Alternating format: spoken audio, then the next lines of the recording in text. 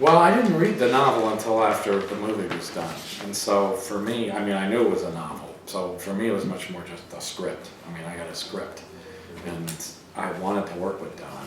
And I knew him a little bit. And we tried to do some other things together. And so I got a script that I thought was great, and I just thought it was an insane movie. I mean, I just thought it was excessive and nuts, and it would be really fun to do. So, but I mean, Don came with the book on his own, in a different way. Yeah, it was a truly different way, because true story was, I got an email from a robot at Amazon, and it told me that if I liked the zombie fiction that I just read, that I would love Charmed Eyes at the End. And the weird part about it is it was right. And so I read this book, and I felt that it, in addition to being definitely in my wheelhouse in terms of having interdimensional travel and strange creatures and things that I'd done before, what I liked about the book a lot is I felt that this writer, David Wong, had just an interesting depiction of these two characters. I felt very contemporary to me. I think the fact that they could be so apathetic in the face of such strangeness, I wouldn't, at my age, I wouldn't write anything like that. So I like that aspect of the book. Actually, he was not ad cracked when I met him. He had his own website called pointlesswasteoftime.com, and that's where I was familiarized with him. Because as soon as I got that Amazon email, I tracked him down, and he actually had the website, and you really have to give this guy credit, because he really created a new paradigm in self-publishing. Because what he did is he started publishing. He hadn't written a novel, he'd written short stories, and he started posting them on the internet. And it started on Halloween's, but every few months he'd put another story up, and pretty soon he had an entire novel online, and then pretty soon after that, I'm told there's something like 50,000 people had read the entire book online, which, no one, who can read a book online like that? So that's when and it had just been picked up by a publisher, Permuted Press, which was the zombie fiction publisher, and on a small market thing. And I got a copy of that, and then after we made the arrangement for the theatrical rights and did a little publicity about that, I think that's when the St. Martin's release came about.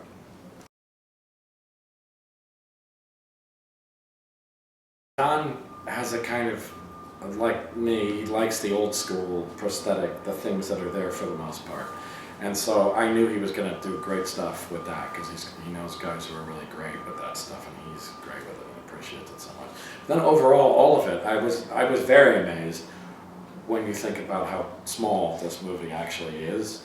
It's kind of astonishing, the entire thing. I mean, it really blew me away, absolutely.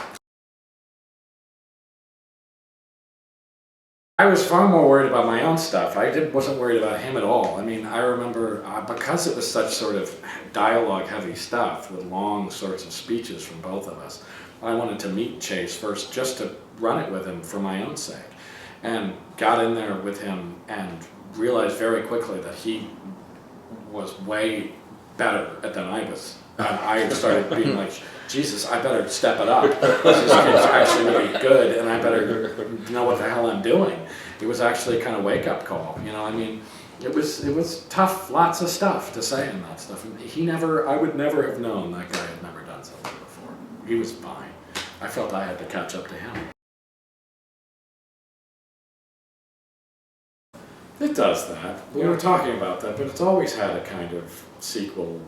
The nature of it has always been a little bit of that serializing and sequel. Yeah, back to the earliest Universal Monsters remakes. The family opera just gets remade over and over again and whatever. And I mean, I always think it's because it is a genre that invites so much weirdness, that more really amazing things will pop out of it. As much as, I mean, it's like anything. There's plenty of uninteresting stuff, and then something interesting pops out.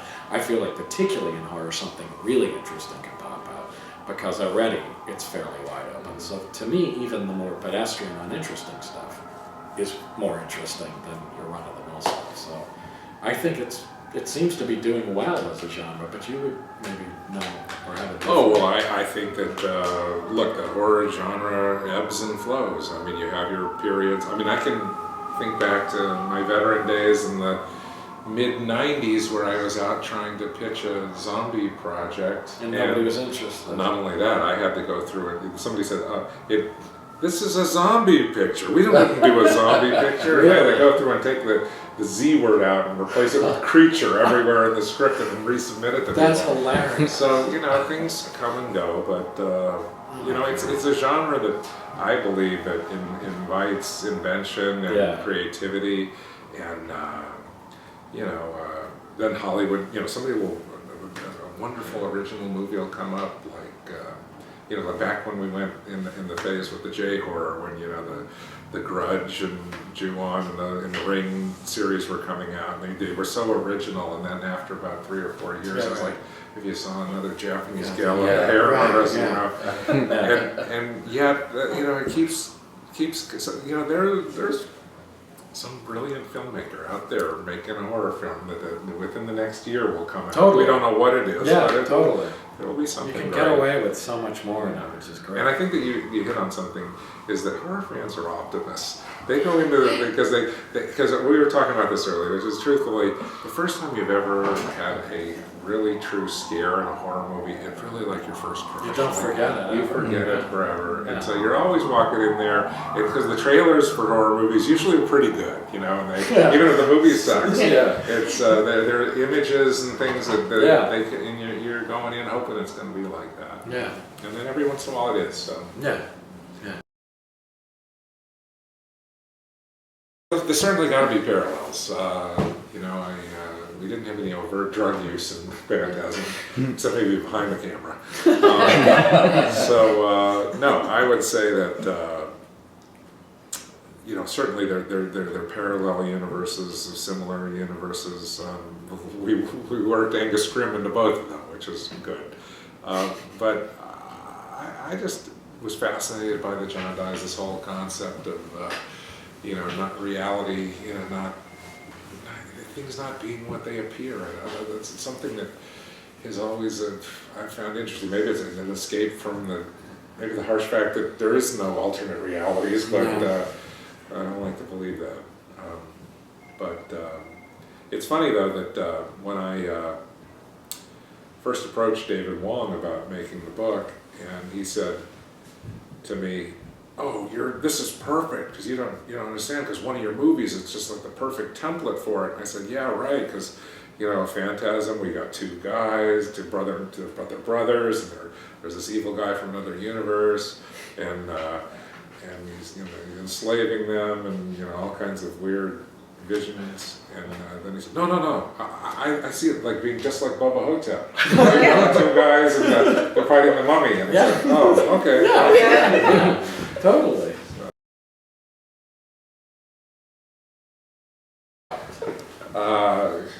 That's a good question. No, it's an unanswerable riddle. It's an unanswerable riddle. It's all the question of the universe. Absolutely. Human existence. Kind of would be the whole thing right there if we could do it. I was hoping someone had an answer. The answer there's no answer. Yeah, there is no axe or something. Well, I have always seen it interpreted, maybe we didn't spend quite enough time developing it, but I'd always thought that it was some sort of a sentient. Yeah, it's alive. It's like an alien I life. thought it was a third character. Yeah, that's what I think that it's somehow related to Korok, but maybe not. They might each have separate agendas. Yeah, that's what I always thought. thought. Soy sauce might be conspiring to overthrow That it came, Korok. that it came down, Yeah. its own alien thing. It's hard to really, so. How did you do the thing with the growing up with sort of hairs? Well, that was a digital effect. That was digital. It was That's what I figured. It was really like cool. the guy had a program that could take anything, substance, and put spikes on it, and then he just bit texture map an actual shot of the drop on it, and then it made it. It looks really cool.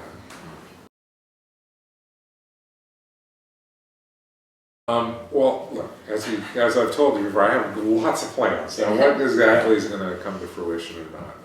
I think it's really nice of you to ask and to even propose it, because I think that all of us would love to try to do a sequel of some sort. Yeah. I think one of the funniest thing was when we first talked it over with Paul's partner Dan, because they were co-producers on the movie, and then I said, yeah, but of course Paul wouldn't be in it, because he was killed. And he goes, oh, now wait a minute, I bet we could figure out a way. Yeah, we can figure something out, yeah. But it's way Just have him premature. play Lance. It's Yeah. He wasn't really Oni. But He never really was there. No, it's true, I'm not really that guy. The guy in that's, the trunk is the guy. that's true. Yes. So he can manifest his other Somebody else, yeah. Yeah, his David Wong's other. That's true, yes. He always sees him. That's a good idea. Let's steal that one. Yeah. But it's a little premature. We'll get the commercial success first, Yes. and then we'll talk about hopefully, because there's and it was one of the fun parts about the book, and something that we tried to do in the film was to we have a little mini sequel there at in the end credits to kind of give a flavor of how a sequel could possibly work, and with luck we'll be able to do it again. That would be great. And that book is great, by the way. Yeah. Sometimes I'm interested to read them and sometimes I'm not, so I don't.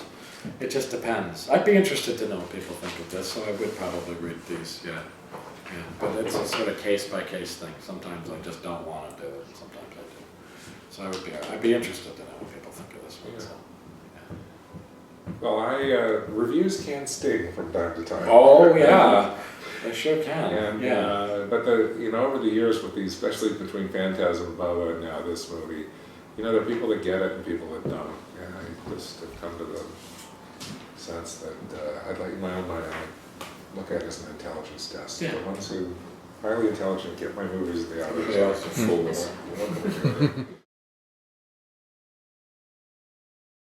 I'm not even sure which ones I have coming out, but I know there's probably really. She came prepared. And one is all of only these moving. things coming out. I don't know what that is. Prey. I have no idea what that is. Madame Bovary, I think, will be made at some point this year. This HBO movie with this K blows top about Khrushchev, hopefully might get done this year. Turbo the cartoon is nice, fun. That probably comes out this year. That's about snails.